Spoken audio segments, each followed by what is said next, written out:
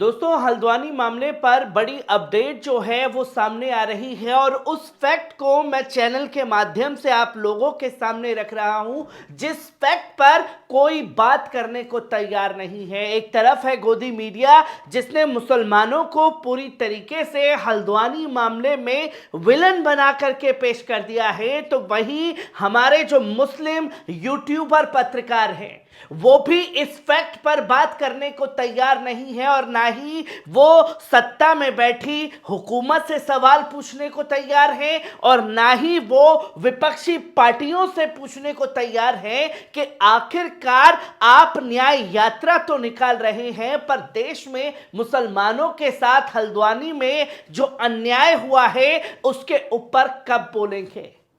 और इसी को लेकर के हाई कोर्ट में बड़ा झटका उत्तराखंड सरकार को लगा है, जहां खास तौर पर सलमान खुर्शीद ने हाई कोर्ट में अपनी दलीलों को रखा, जहां साफ तौर पर हाई कोर्ट में कहा गया कि यह सीधे सीधे कोर्ट का अपमान किया गया, संविधान का अपमान किया गया। जहां समय दिया गया था उस समय से पहले ही मस्जिद और मदरसे को जमींदोज करने का काम किया गया है।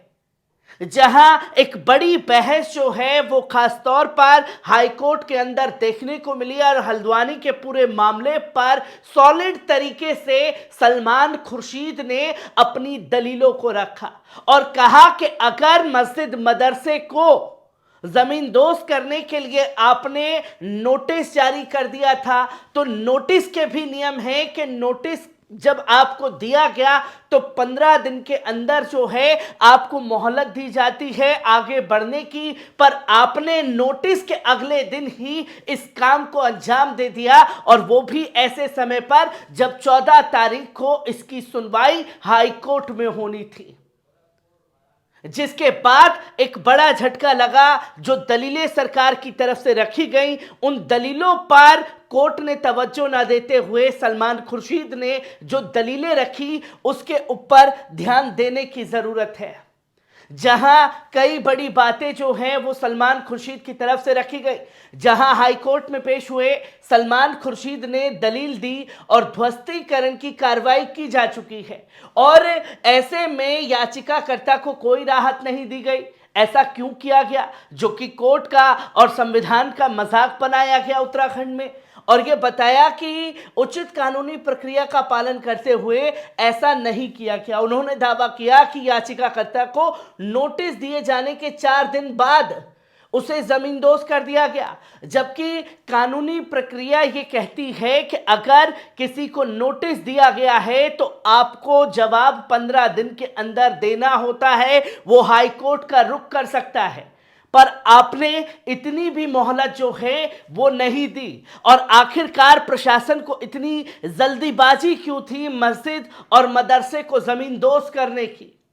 जहां इसके बाद सलमान खुर्शीद ने याचिकाकर्ता साफिया मलिक की ओर से अदालत में वीडियो कॉन्फ्रेंसिंग के जरिए बहस की और पुलिस के मुताबिक साफिया मलिक के पति अब्दुल मलिक हल्द्वानी हिंसा के मुख्य आरोपी बता दिए गए। पर उन पुलिस प्रशासन के ऊपर क्यों कार्रवाई नहीं की गई जिन्होंने माहौल बिगाड़ने की कोशिश की, और यह भी बताया कि निर्माण कैसे किया जा सकता है जब विवादित संपत्ति सरकार ने कृषि भूमि के रूप में पट्टे पर दे दी थी।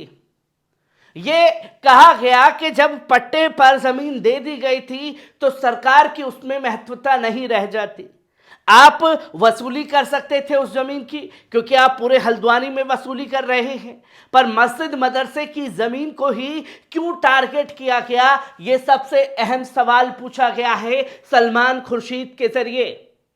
और अदालत ने यह भी कहा कि कृषि भूमि पर फ्री होल्ड की प्रक्रिया अलग है और यदि ऐसी भूमि पर निर्माण किया जाता है तो पट्टा ही निलंबित हो जाता है। इस सवाल पर गौर किए बिना कि पट्टा वैध था या नहीं, यह फैसला सरकार नहीं बल्कि अदालत करती। सारे सबूत पेश करने पड़ते और जब वो सबूत सामने पेश करने पड़ते तो उसका हलफनामा दाखिल करना पड़ता। अब हलफनामा दाखिल करने के लिए 4 सप्ताह का समय जो है वो दिया गया है उत्तराखंड प्रशासन को। जहां यह सवाल पूछा गया कि आखिरकार इतनी जल्दीबाजी मस्जिद मदरसे को जमींदोज करने में आपने क्यों दिखाई। मामला कोर्ट में चल रहा था और कोर्ट में जब मामला चल रहा था तो आपने अपनी सनक को क्यों दिखाया। और इसी के तुरंत बाद 8 तारीख को ही सुनवाई हुई। 2 तारीख को आपने कहा कि जवाब तलब करेंगे, 1 हफ्ते का समय मांगा था और उसके बाद जमींदोज जाकर के 4 बजे कर दिया गया। ये तमाम पॉइंट्स को हाई कोर्ट में रखा गया है, जिस पर यह तस्वीर क्लियर है कि अदालत में कानूनी तरीके से लड़ाई लड़ी जा रही है। कानून पर जिस तरीके से तमाम दलीलें आ रही हैं, लोगों का विश्वास मत जो है वो कम हो रहा है। पर ऐसा भी नहीं है कि बिल्कुल ही आंख बंद कर ली जाएगी।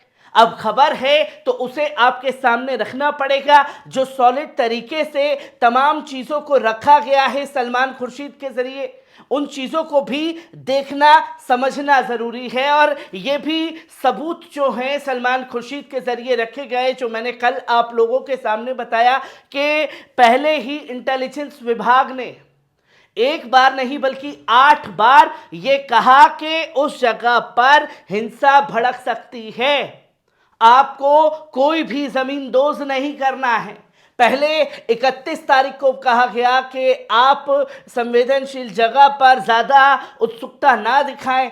फिर 31 तारीख को दोबारा कहा गया कि आप संभावना है, विरोध की संभावना है, आप नहीं जा सकते, ये नहीं कर सकते। फिर 2 तारीख को ये कहा गया कि वीडियो कॉन्फ्रेंसिंग की जानी चाहिए और उसके बाद कोई कार्य करें। फिर 2 तारीख को दोबारा कहा गया। 3 तारीख को यह नोटिस जारी किया गया कि आप ऐसा कोई हथकंडा ना अपनाएं जिसकी वजह से बवाल मचे। और इंटेलिजेंस विभाग की तमाम दलीलों को नजरअंदाज किया गया।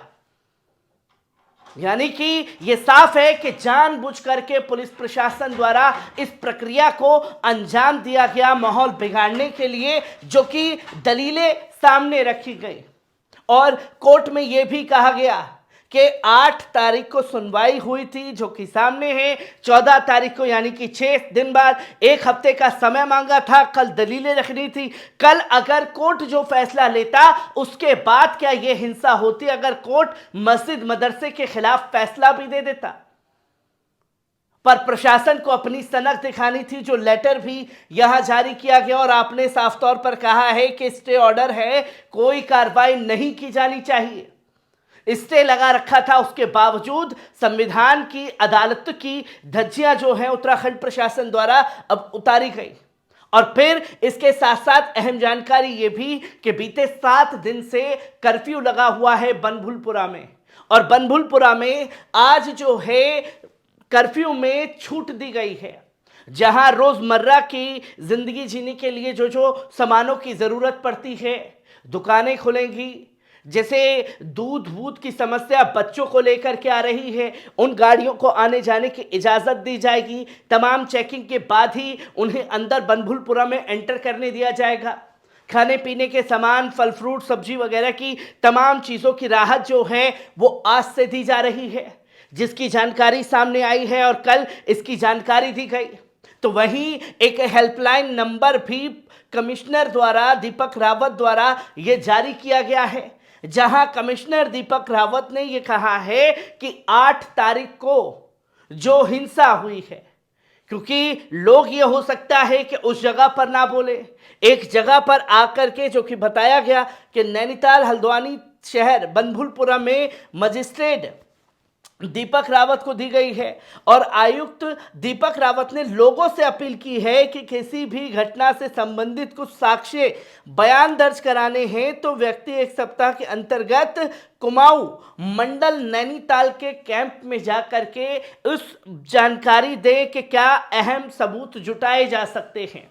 जहां एक हेल्पलाइन नंबर जारी किया गया और बताया गया कि यह हेल्पलाइन नंबर है 05946 225589। इस पर आप उस हिंसा की जानकारी दे सकते हैं। और ईमेल भी जारी किया गया है .id.com, जो कि आप स्क्रीन पर इस वक्त साफ तौर पर देख सकते हैं कि आप ईमेल के जरिए भी ये तमाम जानकारी दे सकते हैं कि क्या उस दिन आपने देखा, क्या हुआ, जिससे अहम सबूत और जुटाए जा सके। पर जिस तरीके से प्रशासन की यह कार्रवाई हुई है, हाई कोर्ट में कहीं ना कहीं उन सबूतों को देखा और समझा जरूर जाएगा। और सवाल यही खड़ा हो जाता है, क्या अदालतों के जरिए जो पुलिस प्रशासन की गोलीबारी में 7 लोग शहीद हुए हैं, उन्हें इंसाफ मिल पाएगा? हर एक खबर को आपके साथ साझा करता रहूंगा। दीजिए इजाजत।